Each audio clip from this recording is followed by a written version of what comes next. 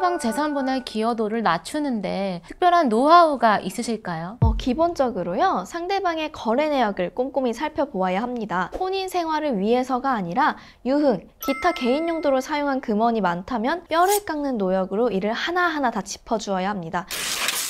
네, 안녕하세요. 여러분의 가치 있는 이혼을 돕는 류현정 변호사입니다. 오늘은 법무법인 세움의 이혼 사건 성공 사례 소개해 보겠습니다. 오늘도 정은지 변호사님 그리고 저희 이재훈 변호사님 모셨는데요. 안녕하세요. 안녕하세요. 이재훈 변호사님께서 진행하신 많은 사건들 중에 성공한 사건들도 굉장히 많지만 그 와중에도 탁월한 결과를 냈던 사건 위주로 한번 얘기 나눠보려 합니다. 그럼 바로 시작해 보겠습니다.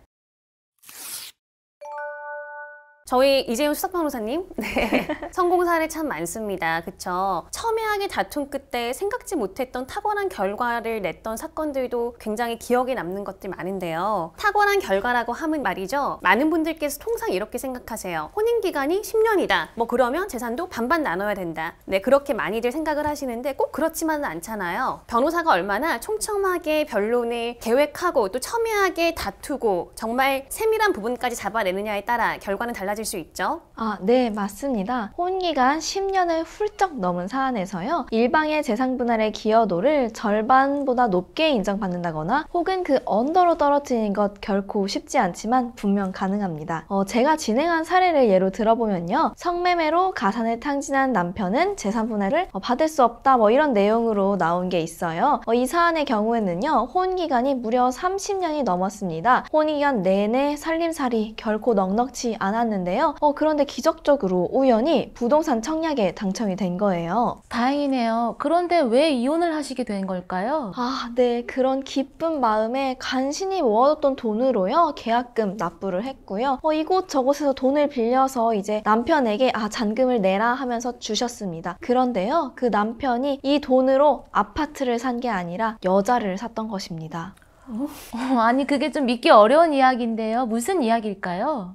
생애 첫 주택을 드디어 갖게 되었는데요. 그 주택을 매수하려고 빌린 돈을요, 그냥 탕진해버린 겁니다. 한 달 동안 매일같이 우리가 룸살롱이라고 부르죠. 이 성매매를 하러 다니셨고요. 무려 3천만 원이 넘는 돈을요, 탕진해버리셨습니다. 소송에서 밝혀진 하룻밤 술값이 200만 원이 넘었습니다. 그런데 어떡합니까? 너무 억울하지만 계약은 성사시켜야겠죠. 의뢰인이 또 어쩔 수 없이 이곳저곳에서 돈을 빌려서 남은 돈을 냈고요. 의뢰인 명의로 아파트를 형성을 했습니다. 그러자 남편은요, 이혼하자. 그 아파트의 절반 나한테 달라 이러면서 소송을 걸어온 사례였습니다. 네, 정말 뻔뻔합니다. 그 뻔뻔함이 소송 내내 또 지속이 됐죠. 하지만 다행히도 저희가 잘 변론을 한 덕에 재산 분할이 형평의 관점에서 공평하게 이루어질 수 있었습니다. 그쵸? 네, 이제 사실 남편이요, 혼인 중에 적극적인 경제 활동을 한 것은 맞았어요. 그리고 적은 돈이나마 생활비도 주시긴 했고요. 그러나 이 부부의 가장 큰 재산은 청약에 당첨된 아파트였습니다. 남편은 이 아파트의 매수를 방해했고요. 이 점을 저희가 꼼꼼하게 파고들었습니다. 그 결과 재산을 유흥에 탕진했다라는 이유로요, 위자료 3천만 원 인정받았고요. 변호사 보수도요, 상대방이 전부 부담하는 판결이 선고가 되었어요. 이렇게 저렇게 계산을 해보면 의뢰인은 부동산을 이혼 후에도 단독으로 소유를 하시면서요, 남편에게는 100만 원 정도의 금전만 지급하는 것으로 사건이 마무리가 되었습니다. 네, 변호사님 이렇게 상대방 재산 분할 기여도를 낮추는데 특별한 노하우가 있으실까요?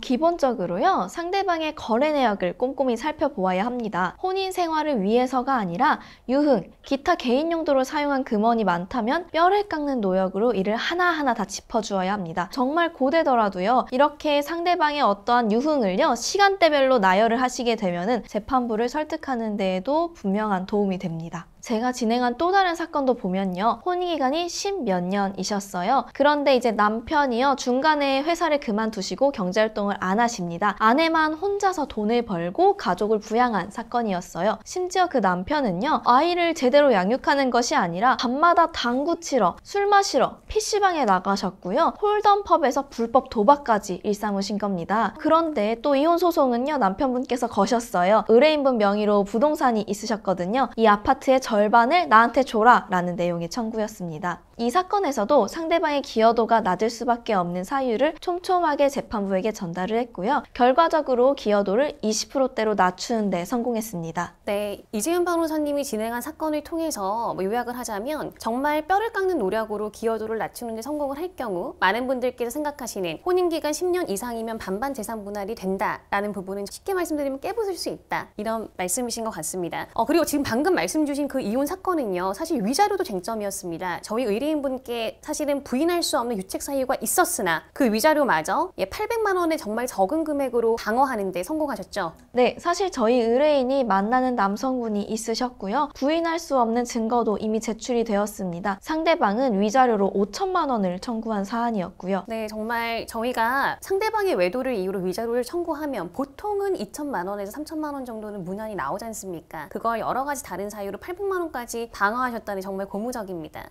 네. 이미 오래전부터 정상적인 부부관계가 아니었다라는 점을 설득력 있게 전달한 것이 유효했던 것으로 보입니다. 당사자들이 작성하였던 이혼의 합의서라던가 혼인관계를 정리하자고 주장했던 카카오톡 대화를 저희가 냈을 뿐만 아니라 상대방에게 우리가 그 정상적인 부부로 보이는 대화가 있느냐 한번 너희가 제출해봐라 라고 하면서 남편 쪽을 압박도 했고요. 남편이 홀덤펍에서 불법 도박을 한 것도 혼인의 파탄 사유가 된다라는 점도 집요하게 주장을 했습니다. 결과적으로요. 혼인 파탄의 책임이 우리에게만 있지 않다라고 인정이 되어서 800만 원이라는 좀 이례적인 액수의 위자료가 선고가 되었습니다. 네, 변호사님, 위자료 하면 상간사건도 우리가 빠뜨릴 수 없죠. 상간사건 피고 입장에서 위자료 청구 전부 기각에 성공한 사례도 한번 소개해 주시겠어요? 네, 외도를 하면요. 무조건 위자료를 줘야 한다. 이렇게 여기시는 분들도 분명히 있을 텐데요. 아닙니다. 상대방이 유부남 혹은 유부녀라는 것을 알면서 부정행위를 하여야 위자료를 지급할 의무가 발생하게 되는데요. 그리고 이 두 가지를 증명할 책임은요. 원고, 그러니까 위자료를 주장하는 쪽에 있어요. 그렇다 보니까 상대방이 소지할 것으로 예상되는 증거를 기반으로 해서요. 사건 초반부터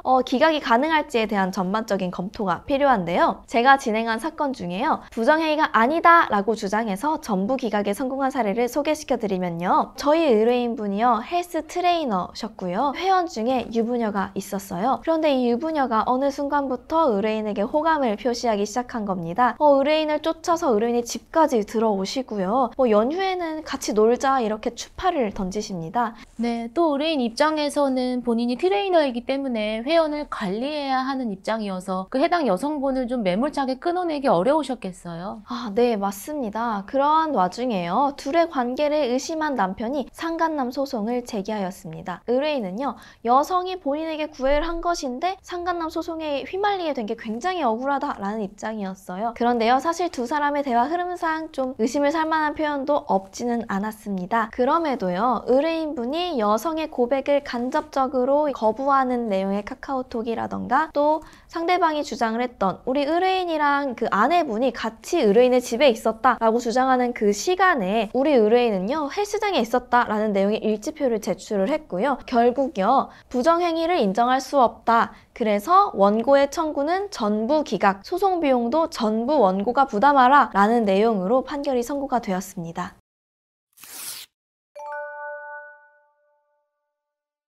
네, 오늘은 법무법인 세움의 저희 이재윤 수석변호사님의 성공 사례를 같이 들여다봤습니다. 변호사님, 이혼 사건 정말 많이 진행하고 계시는데요. 시간이 가고 사건을 거듭하면 거듭할수록 다짐하시게 되는 바가 있나요? 사람이 살아간다는 것은요. 크고 작은 선택의 연속이라고 생각합니다. 그리고 그 선택 중에요. 인생의 어쩌면 가장 큰 부분이 결혼과 이혼이라는 생각이 들어요. 이혼으로 당사자의 삶은 굉장히 크게 변화하게 됩니다. 그렇기 때문에 잘 이혼하는 것이 중요하다는 생각을 많이 합니다. 인생의 중요한 갈림목에서 의뢰인에게 가장 유리한 길로 이끌어 드리는 것이 변호사의 역할이다 라는 다짐을 합니다. 의뢰인에게도 또 법정에서도 양심적인 변호사가 되고 싶습니다. 그 누구보다도 양심적으로 일을 처리하고 또 의뢰인도 보듬어 가면서 사건 처리하시는 걸 제가 잘 알고 있기 때문에 저희 이재윤 변호사님의 앞날이 더 고대됩니다. 오늘 제가 준비한 영상은 여기까지입니다. 저의 영상이 도움이 되셨다면 저희 채널 구독과 좋아요 그리고 알림 설정까지 꼭 부탁드리겠습니다. 오늘도 여러분의 가치 있는 삶을 응원합니다. 영상 끝까지 지켜봐 주셔서 감사합니다.